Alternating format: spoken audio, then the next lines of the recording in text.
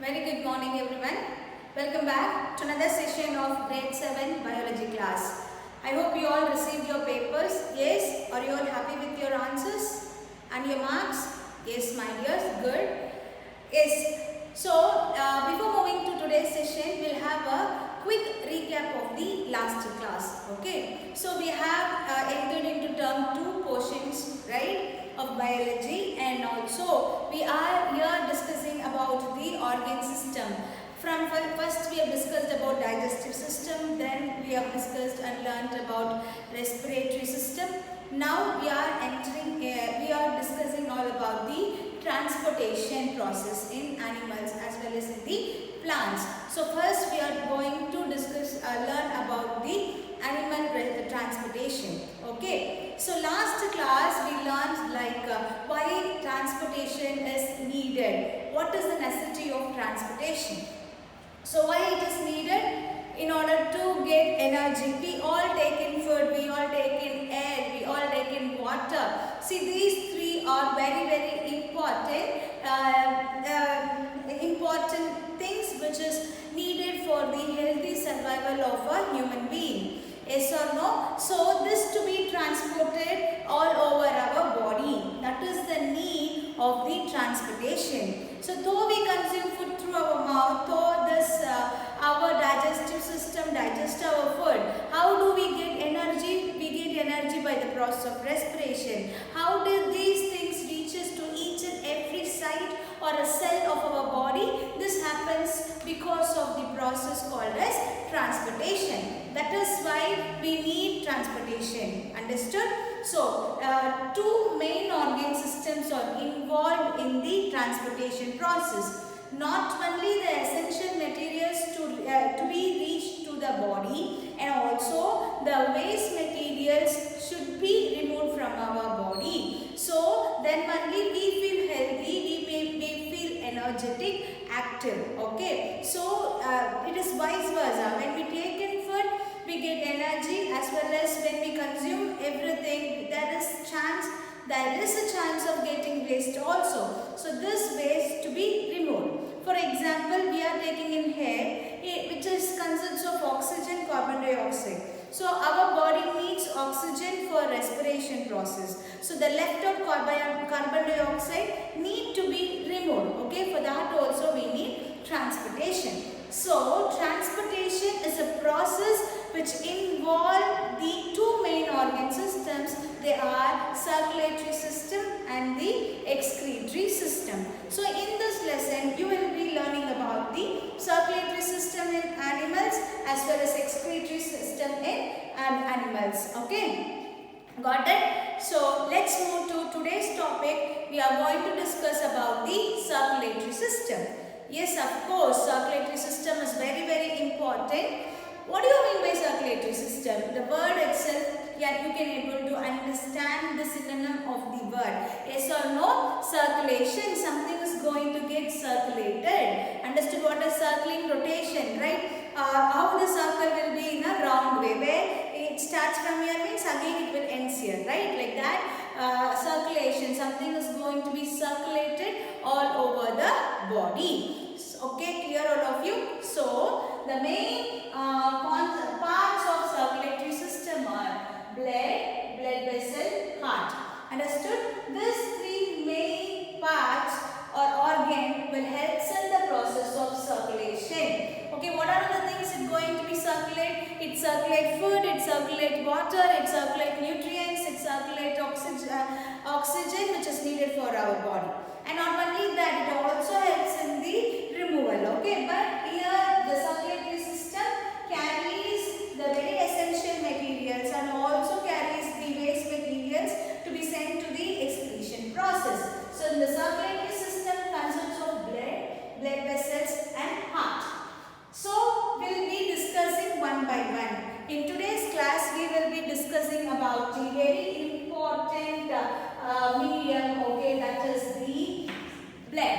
Okay, so what do you mean by blood? Blood is a tissue. Okay, it is made up of many group of cells. So blood is a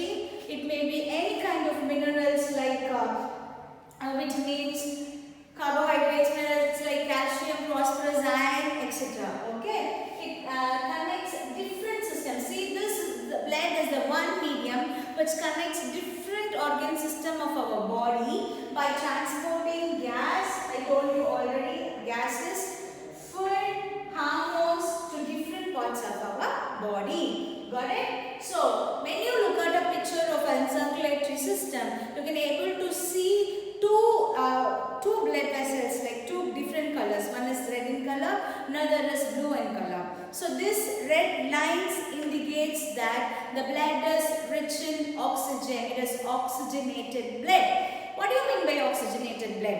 The amount of oxygen will be more in that blood. That is said to be oxygenated blood. You can also see another line which is rich, which is in blue color. That is called as deoxygenated blood. That is, it doesn't mean this blood doesn't carry oxygen, but it means the amount of carbon dioxide is more when comparing to the amount of oxygen. That is why it is deoxygenated blood. So red lines in the circulatory system indicates the blood is oxygenated rich blood. The blue lines in the body indicates that the blood is carbon dioxide rich blood, that is deoxygenated blood. Now you are clear?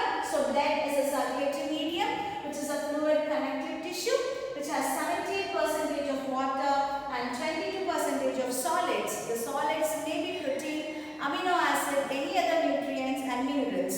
Okay? It's connect different parts of the different system of the body to different parts by transporting gases, food, nutrients, etc. So next we'll move to the composition of blood. As I told you, it is 78% of water and 22% of solid part. Now we are going to take a sample, blood sample, okay? Assume it as a blood sample. I am going to centrifuge it. What do you mean by centrifugation? See, something is, we are making something to rotate in a very high speed, okay? Rotating in a very high speed. Why? Just to segregate its solid components as well as the liquid part, okay? So we are taking a test tube full of blood, which I am going to centrifuge it, okay? Centrifuge it. So once it is centrifuged, I receive 3 layers here, okay? Number 1 layer is, it is very thin and lighter weight. The weight of this layer is very thin and light. You have a second layer which is colorless and also very lightweighted. And third one is denser. This comprises of the solid part. Understood? This comprises of the solid part. So the composition of blood can be identified by the process of centrifugation. Centrifugation is nothing but we are going to rotate in a very high speed. That is said to be centrifugation. The measurement will be rotation per minute. For a minute, how many times it is going to get rotated? We have a calculation in it, okay? This in detail you will be studying in your higher classes. I just wanted you to know how can we segregate or separate blood into a liquid part, lighter part, into a denser part by the method of centrifugation. We have a centrifuge instrument, through that we used to do it. Okay. Next we'll move to components of blood. Okay, I told you we have 3 layers over here. Number 1 is lighter layer, number 2 is thin fluffy layer, and the 3 is very dense layer. So this lighter layer comprises of a liquid portion called as plasma, which is creamish in color. Okay, it is 55% of the blood is comprises by the plasma. I'll tell you one example, okay? Assume you are in your living room, okay? Living room. There may be chair, there may be sofa, there may be teapot, and also there may be TV, everything. Even though it is filled with hair, yes or no? It is filled with hair. So assume like that as a blood, okay? So even you have many blood cells in it, it is the plasma is all over there. That it means that these blood cells are suspended into the plasma. Got my point? These blood cells are suspended into the plasma. So the 55% of the blood comprises of plasma, which is liquid in nature. Next is a thin fluffy layer, second layer, which comprises of WBC and platelets. Got it? WBC and platelets. It is less than 1%. When you see the count of WBCs and platelets, it is less than 1%. So next comes the red blood cell. So the denser part of the blood, which is 45% of the blood, is comprises of red blood cells. Okay, why it is red in color? This is because of the respiratory pigment called as hemoglobin. Let me tell you why it is respiratory pigment when we are discussing about RBC. Clear all of you? So coming to composition of blood, it can be identified by the process of a very simple experiment by centrifuging the blood through the centrifugation. So you will get three kind of a layer. One is very creamy thin layer, lighter layer, that is called as plasma. The second is you have a thin fluffy layer which comprises of WBCs and platelets, and also a very denser layer which is around 45% of the blood possesses this one, that is the red blood cell. Why this is red in color? Because of the presence of a pigment called as hemoglobin. Clear all of you? Next we'll move to the first part, that is the plasma. See, it is the extracellular matrix. Understood? It is the extracellular matrix. What do you mean by extra? Outside we can say no, intra and extra, outside. Okay, cellular means cell, matrix is nothing but space. Okay, it is a fluid matrix on which blood cells are embedded in it. Okay, as I told you the example of a living room, there may be many chair, table, whatever you have, but it is filled with air. Like that only, these blood cells are embedded in this fluid matrix. Got my point? So these blood cells are embedded in the fluid matrix. When you talk about the composition of plasma, it consists of 90% of water, it consists of 8% of protein and 2% of nutrients, electrolytes, hormones, etc. Okay? So the composition is 90% of water. That is why it is fluid in nature. 8% of proteins, 2% of nutrients, electrolyte and hormones. Clear all of you? Next comes the major protein present in plasma. So we have fibrinogen. So as I said, it consists of 8% of protein. What are the proteins present? Fibrinogen. Okay, what is the work of this fibrinogen? It helps in the blood clotting. We have another very important blood cell, that is platelets, which is it has a specific function of doing blood clotting. That will be we will be discussing about it. Okay, so this fibrinogen is a protein which also helps in the blood clot. Okay, next is globulin. Globulin is a protein which helps in the defense mechanism of our body. So globulin is a protein which helps in the defense mechanism of our body. Next is albumins. So albumins will helps in the osmotic balance. Osmotic balance in the sense it helps in the water balance of our body. Understood? So plasma is the extracellular matrix, fluid matrix on which blood cells are embedded. Understood? So when you talk about the composition of plasma, it has 90% of water, 8% of protein and 2% of nutrients, electrolytes and hormones. When you talk about the proteins which are present in plasma are fibrinogen, albumin and globulin. Okay, fibrinogen helps in the blood clot, globulin helps in the defense mechanism of our body, albumin helps in the osmotic balance. Understood? So next we are going to the next very important next part, that is the red blood cells. Okay, when you talk about the solid part of the blood, we have three types. One is three blood cells are there, that is RBC, WBC and platelets.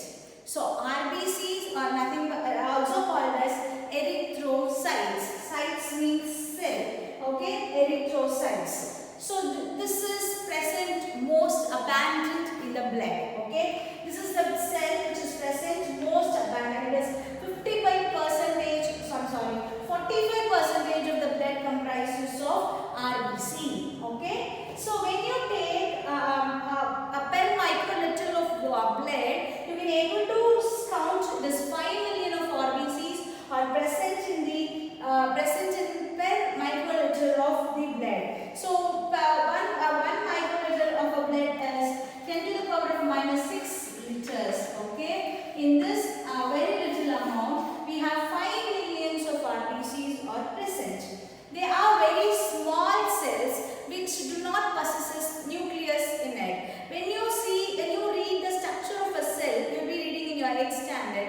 Every cell possesses a nucleus. Okay, so but RBCs are the cells which do not possess nucleus. They are anucleated, absence of nucleus. Okay, the shape of this RBCs are biconcave shape. Okay, biconcave shape. What is the main function of this RBC?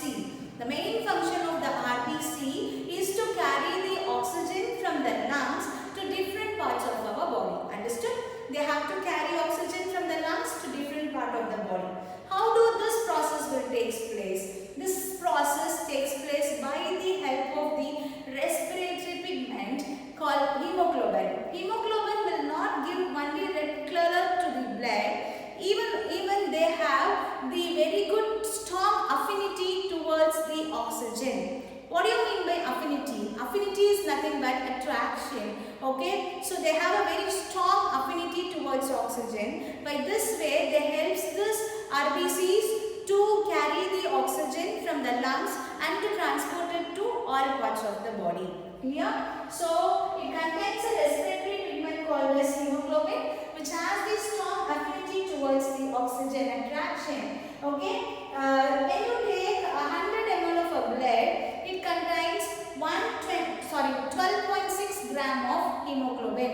When you take 100 ml of blood, it contains 12.6 grams of hemoglobin. Okay, so these red blood cells are very small in nature. Because of that nature, they can able to travel in a very thin tubes called as capillaries. What do you mean by capillaries? That I will be explaining when we deal with blood vessels. Capillaries are also blood vessels, thin blood vessels. They are very thin. That is why this RBCs can be traveled through this capillaries. Understood? So where do this RBCs are produced? It is produced in the bone marrow, the stem cells of bone marrow. What do you mean by stem cells? Stem cells are the embryonic cells. If any lady is pregnant, okay, when the baby is in the womb, it produces a lot embryonic cells, that is stem cells. For liver we have separate stem cells.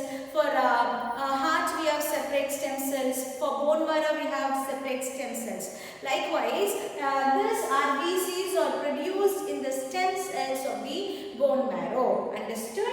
So they die in the spleen. Spleen is the part which looks like, which is present near to the liver. Okay, that is why spleen is called as graveyard of RBCs. They are going to die in the in the spleen. Okay, so RBCs are most abundant, also called as erythrocytes, which are most abundantly present. Okay, 5 million of RBCs are present in per microliter of the blood. Okay, and also they are very small without nucleus. That is why they called as anucleated. And the shape of the RBCs are biconcave and carry oxygen from the lungs to different part of the body. These are called as oxygen. RBCs are called as oxygen boat of our body. They contains a respiratory pigment called as hemoglobin, which has the strong affinity towards the oxygen. And also it is produced in the bone marrow, stem cells of the bone marrow, and they are dyed in the spleen, which is called as graveyard of RBC. Okay, my dears. So blood is the circulatory medium which connects the fluid, which is the fluid connective tissue, which is 78% of water and 22% of solids, proteins, amino acids and minerals.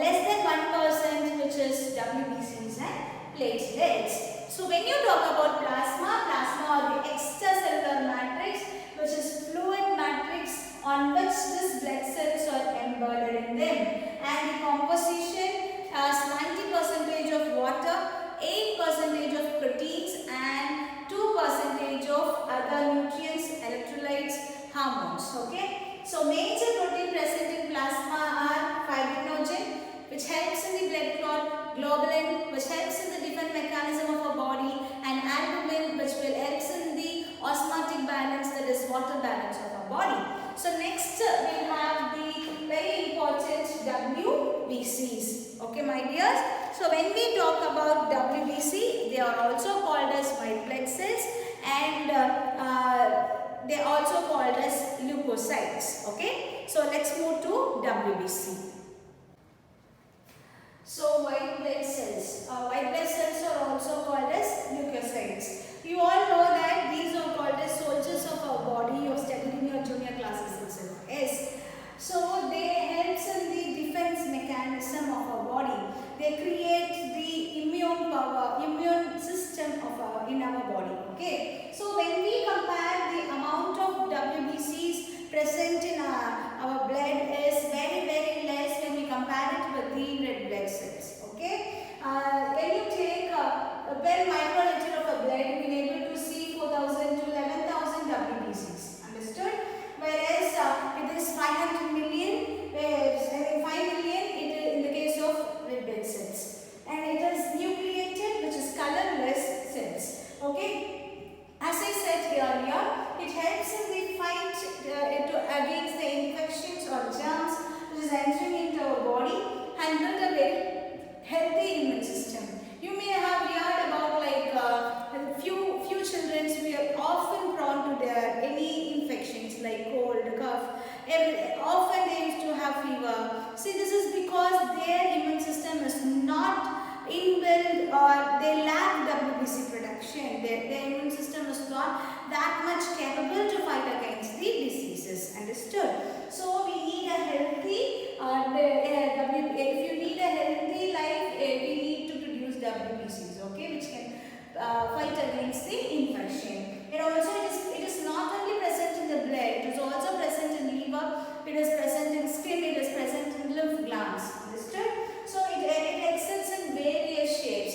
As I said, the RBCs or biconcave in K-shape, where it exists in different shapes. Okay, live for 3 to 4 days. RBCs live for 120 days. It lives for 3 to 4 days. Understood? So next we move on to platelets. Platelets are also called as thrombocytes, which helps in the clotting of blood. When you mistakenly, if you cut your fingers, or if you got injured, automatically the blood oozes out. Yes or no?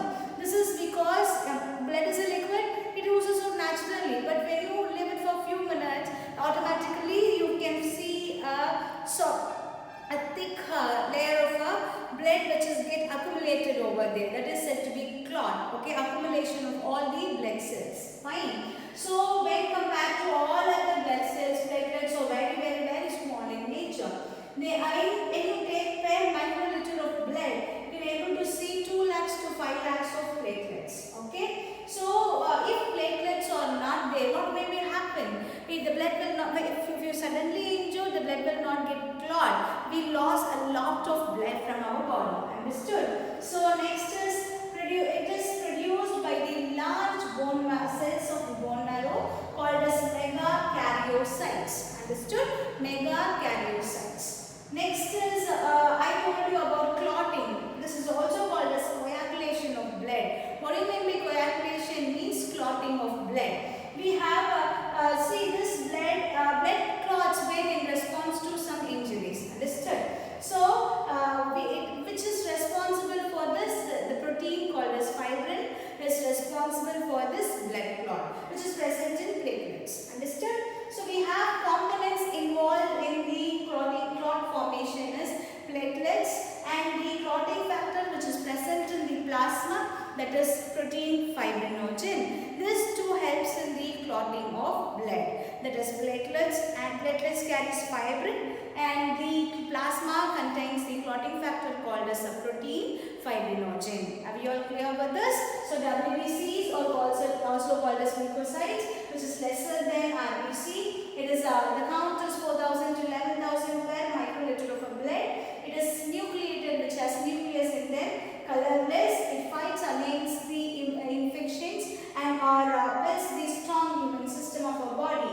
It is not only present in blood, it is also present in skin, liver and lymph glands. It exits in various shapes. The lifetime is only 3 to 4 days. So platelets, which are also called as thrombocytes, and helps in the blood clotting. It is very smaller in size. When you take 10 microliter of blood, you can able to see 2 lakhs to 5 lakhs of platelets. It has a protein called as fibrin, which helps in the blood clotting. It is produced in the bone marrow, large bone marrow cells called as megakaryocytes, and helps in the coagulation. Coagulation is nothing but the clotting of blood. Understood? The components involved in blood clot formations are platelets and the clotting factor which is present in plasma, that is the fibrinogen. Okay, so today we have completed in the circulatory system about blood and its blood components. Understood? I hope you are all clear with this blood and blood and components of blood. Okay, so in the next class we will be